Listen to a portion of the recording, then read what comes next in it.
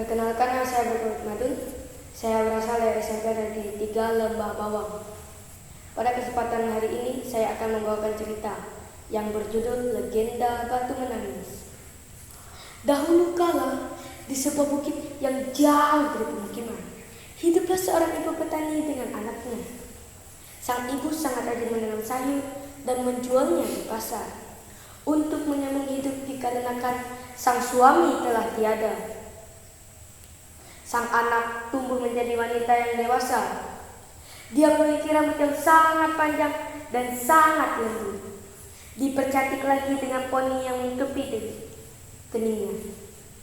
Tapi kecantikannya itu tidak menutupi sifatnya. Dia sangat pemalas dan sangat manja. Pekerjaannya sehari-hari hanyalah menatap cermin dan berdandan. Bahkan dia tidak segan untuk mengambil uang hasil berjualan sayur ibunya.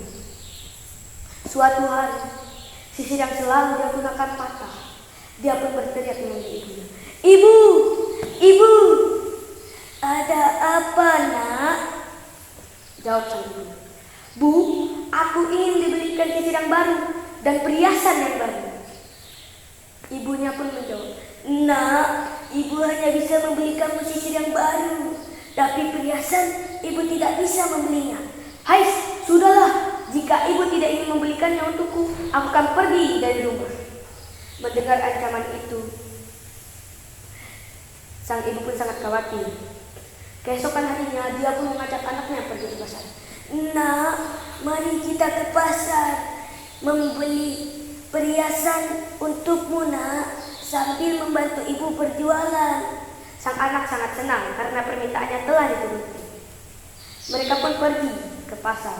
Saat di perjalanan, kaki sang anak tersandung. "Aduh, Bu, kakiku tidak bisa digerakkan. Bu, aku ingin naik gerobak itu." "Nak, naiklah, biar ibu membawamu ke pasar," jawab sang ibu. Saat hampir tiba di pasar, anaknya pun menyuruh ibunya berhenti. "Bu, berhenti, Bu, berhenti." "Ada apa, Nak?" "Bu, saat di pasar nanti kau menjauhiku dan jangan menganggapku sebagai anakmu." "Memangnya kenapa, Nak?" "Hai, sudahlah, mana uangnya? Biar aku saja yang membelinya untukku." Saat tiba di pasar, sang anak pun melihat-lihat perhiasan. Setelah dia pun membeli perhiasan, dia akan menghampiri toko sisir. Dan saat di perjalanan, seorang pria tanpa sengaja menabraknya. "Aduh!" Sang pria dengan lantangnya mengeluarkan tangan untuk membantunya. Tapi sang pria malah dibalas dengan caci makian. "Hai, pergi kau! Jangan kau sentuh aku! Aku tidak sudi dipegang pria miskin dan jelata seperti kau." Sang pria hanya bisa menunduk malu.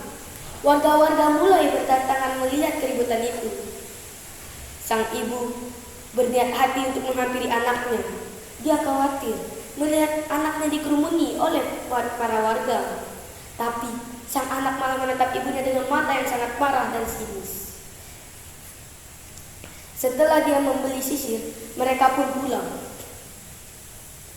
Di perjalanan, mereka bertemu dengan 3 orang pria penebang pohon. "Nona, di mana rumahmu?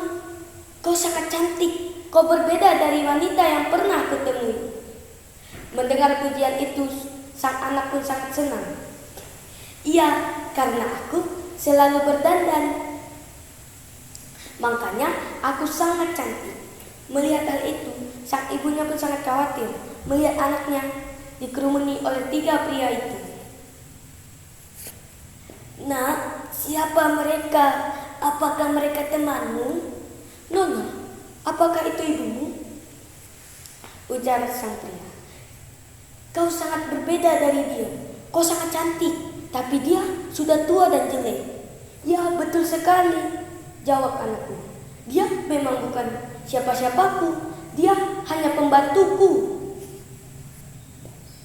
Mereka pun tertawa. Ha. Sang ibu sudah tidak bisa lagi menahan dengan caci makian itu. Dia langsung berlutut. Ya Tuhan, ampunilah hamba maha lemah ini ya Tuhan. Berilah balasan yang setimpal untuk anak hamba. Dengan doanya itu, tiba-tiba angin bertiup kencang. Air hujan pun mulai berturun. Petir-petir menyambar pepohonan. Da. Mereka pun lari kocar-kacir.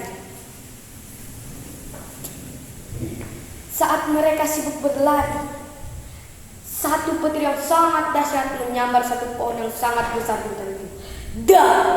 Pohon itu langsung menimpa 3 orang pria tersebut. Sang anak mulai takut, dia berlari sekuat tenaga. Tapi sayang, kakinya sudah berubah menjadi batu dan kakinya tidak bisa digerakkan. Aduh, apa yang terjadi kepadaku, Bu? Mendengar teriakan anaknya, sang ibu langsung pergi dengan khawatir menemui anaknya. Saat tiba, dia sudah melihat anaknya. Setengah sudah berubah menjadi batu. Bu, maafkan aku, Bu. Pasti aku durhaka sama ibu, makanya aku dikutuk menjadi batu. Tapi permohonan maafnya itu pun sudah lewat. Dia sepenuhnya mulai berubah menjadi batu seutuhnya. Dalam batu tersebut keluar air mata yang menetes sampai sekarang. Warga pun menyebut batu itu sebagai batu menangis. Sekian cerita dari saya. Assalamualaikum warahmatullahi wabarakatuh.